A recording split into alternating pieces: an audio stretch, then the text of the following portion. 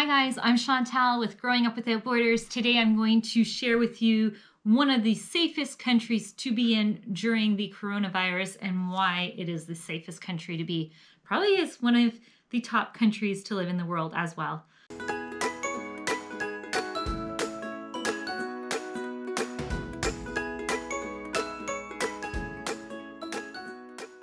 So let's dive in. I've wrote down 5 different reasons, maybe 6 even, depending on when I get going with it. But we are right now in the country of New Zealand. And so New Zealand is basically one of the very few countries that have been affected by the coronavirus who have such a low death rate. And here are the reasons why. So the very first reason, number 1, is they had advanced warning. So when they first had some of their very first cases, it was at the same time that Italy was getting their first cases as well as the United States. So they had a very much advanced warning and knowledge that this was in their country and that this was, dangerous. The officials of their country, so the government and their prime minister, who is amazing, Prime Minister Jacinda, and basically the advice that they took, they didn't take it very kind of lightly and brush it off. They took immediate effect and they were very basically fast, proactive, and well informed of what was happening. So because they had their very first case, they had this leeway time in advance from a lot of other places that were hit hard and fast. They had a lot of leeway time to see what was happening in other countries and basically to take action rapidly. And so that goes down to our number 2 reason. They had a super fast lockdown process. So they basically, they were tracking the whole coronavirus, and with outsiders coming into the country, that was not a community spread, what they called it. So they were tracking how many people and how many cases they had very well and very effectively. But as soon as they had what's called a community spread, which means they couldn't see where that came from or if that person received it from somebody who was outside of the country coming in, they went into immediate lockdown. So it wasn't just like, maybe you guys should self-isolate, let's just do this half done. No, it was like immediate lockdown. In immediate lockdown, they have 4 different levels of lockdown, if you will. And we went into an immediate number 4, which means all non-essential businesses completely closed. Everything closes except for pharmacies, grocery stores, and certain facilities that are, must-haves, of course, hospitals and everything like that. So you have to self-isolate. We had to self-isolate, and it went in within a 48-hour period. They also sent a text message saying, where you sleep tonight, you must sleep for the next 4 weeks. So it wasn't like you have time to now travel to another city or go anywhere. No, this is like immediately, boom, tonight you're sleeping there and you're sleeping for 4 weeks. So they didn't mess around with lockdowns and keeping the whole thing contained. They also have what's called an elimination strategy. So not just containing the virus, they want to literally eradicate it and eliminate it out of their country. And it's a little bit easier for them to do for many reasons, of course, and this is what we'll get into. So when they went into lockdown, they only had 100 recorded cases. So they didn't wait for it to blow up or anything like that. They went to immediate lockdown. And so that is one of the reasons why it is super safe here right now during coronavirus times. Number 3 is testing and tracking. So from the get-go, I'll just explain our experience when we arrived into the country. We had to fill out all these forms, and they asked us specific questions like, which car company did you rent with? What is the address that you're going to be staying at? All the emergency contact information. So there's a lot of details that we had to fill out. When we received our visas, you also register on an app. So it's a mobile app, and within there they can send you messages and everything like that. So they can track pretty much everything that is going on, who's coming in, who's going out, and it was very well documented and recorded. They also, because they were fast to act with the lockdown, they implemented a lockdown on their country, if you will. If you were not a resident of their country, you were not coming in when they went into this lockdown stage.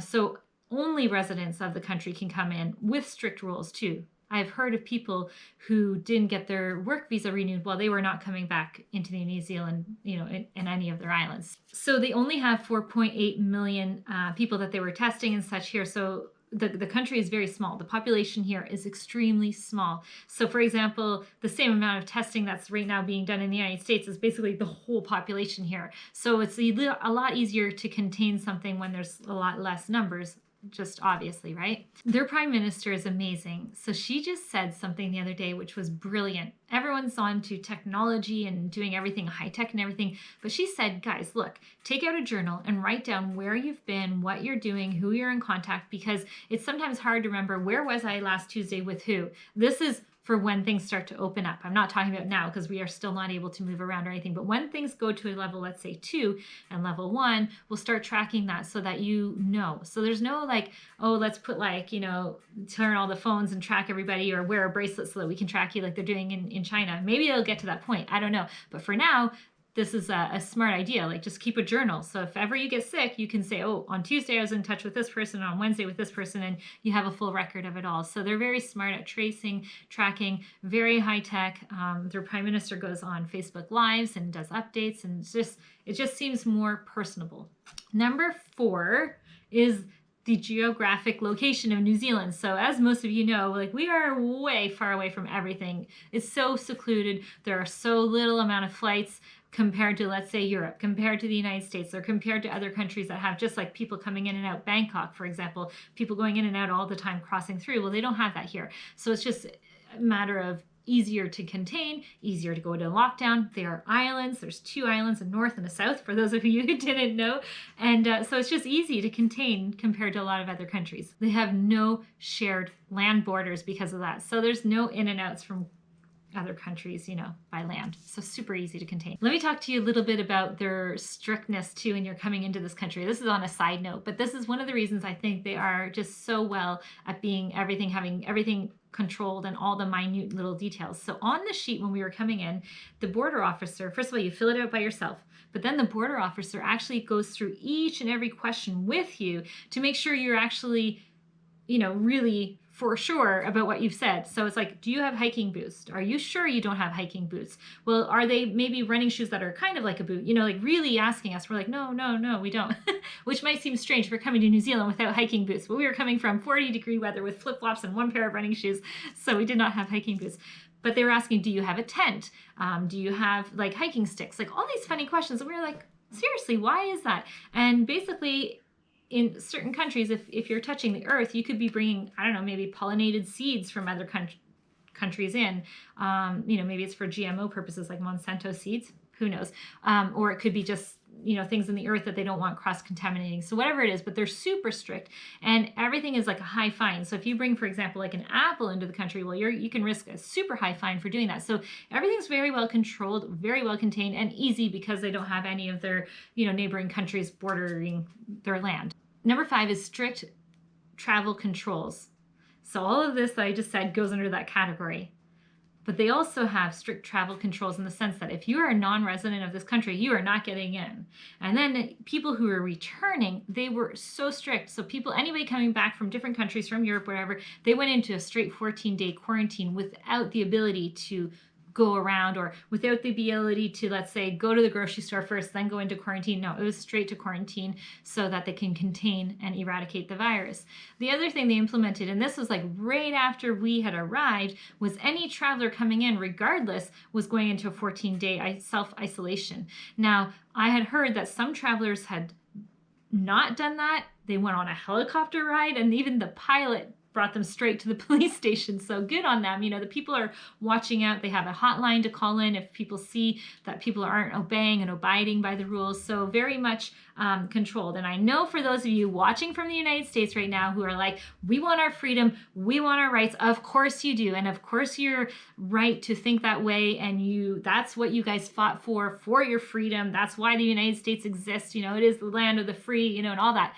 But when it comes to people's lives, you got to ask yourself, what is the value of one life, and what are you really fighting for your freedom or for lives? Like, think about that, right? On a side note. Another side note is there were 100,000 stranded tourists here in New Zealand, us included. So we are originally actually from the country of Canada, and we're half Swiss. We live in Switzerland right now, and we are traveling around the world making these cool travel videos. And we are one of those stranded travelers that are here right now. There's a lot of these nature trails all throughout the South Island, but also probably the North Island. But these nature trails consist of your hiking, you don't have internet, you sleep in little huts, and all these travelers were doing that, and a lot of them came out of the bush, if you will, without even knowing about the coronavirus and coming into immediate lockdown and being like, wait, what?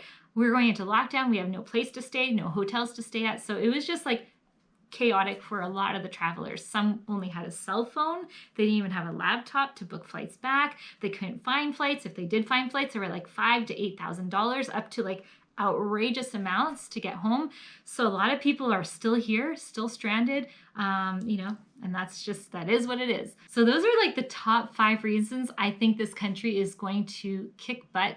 Let me quickly explain the different levels of quarantine. So a level 4 is like the complete lockdown, what we're in right now, what I just explained. Number 3 is basically like a number 4, but now they're going to have maybe drive-through businesses open, or any type of business that doesn't have physical contact with people, meaning like a hair salon, for example, still can't cut hair, but they can maybe sell their products.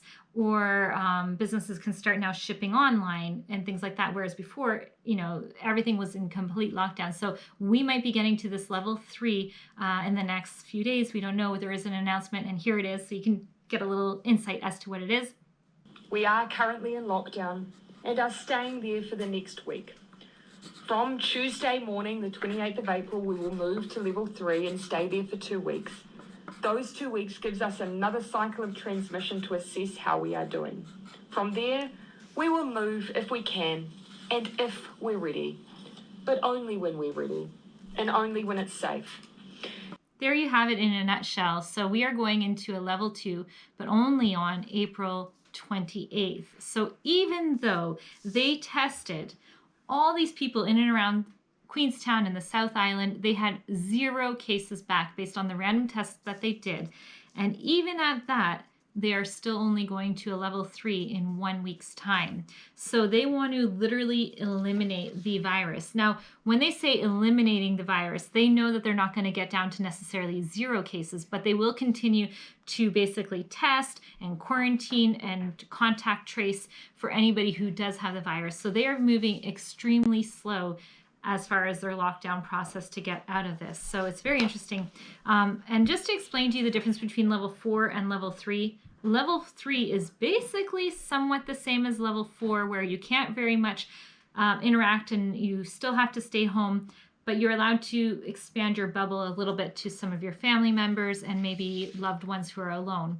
A level 2 is going to be a little bit more open. Now schools might start to open up, but everything's going to be very well contained and super well tracked. Social distancing will still be in place.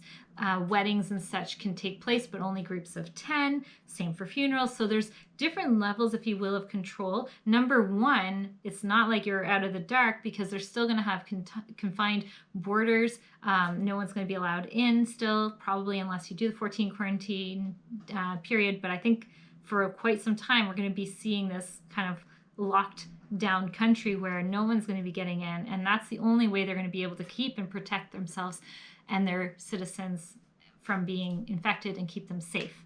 So there you go, guys. I hope you enjoy the video. Please subscribe if you haven't already, so that we can take you, once everything opens up again, around the world. As a goal, we're going to travel to every country in the world with our 3 daughters, Julia, Angelique, Chloe, and my husband, Tyler. So please subscribe if you want to come and join in on the fun. And thanks for watching. We'll see you next time. Bye for now.